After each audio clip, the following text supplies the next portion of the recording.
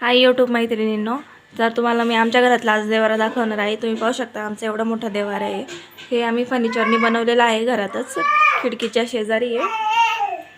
आणि तुम्ही पाहू शकता इथं सप्तशृंगीचा एक जुना फोटो आहे आणि इथं नवीन आताचा फोटो आहे. कारण की आम्ही बरेच जण म्हणतात की जुना फोटो ठेवायचा नाही, पण आम्हाला ती सवय पडली आहे त्याची, तर मग आम्ही घरातच ठेवलेले आहे ते फोटो. सगळे म्हणतात वाहून द्या.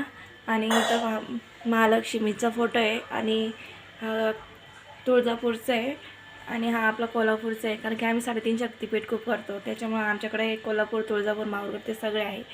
आणि वरती पण तुम्ही पाहू शकता मांढरची देवी आहे आणि तुळजापूरचा मोठा फोटो पण आहे. तो पहा मोठा फोटो.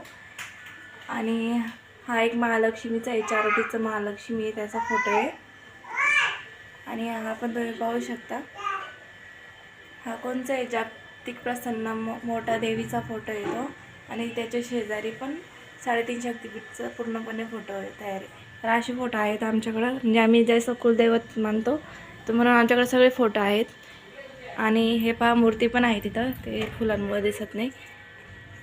तर हे फूल पाहू शकता तुम्ही, म्हणत असाल जास्तीत जास्त जास्वंदाचे फुलं दिसत आहे.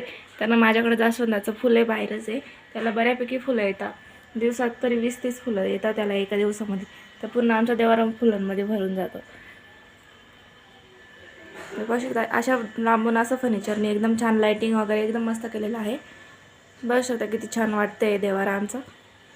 तर तुम्हाला या असं देवारा बनवून घ्यायचा असेल तर तुम्ही बनवून घेऊ शकता. आम्हाला तर खूप आवडतं असं. तेव्हा बरेच म्हणतात की एवढे फोटो नाही ठेवायचे घरात, पण मग आम्हाला जास्त देवांचं हे म्हणून आम्ही ठेवलेलं आहे. कसं वाटलं तुम्हाला? लाईक करून कमेंट करा आणि सबस्क्राईब करायला विसरू नका.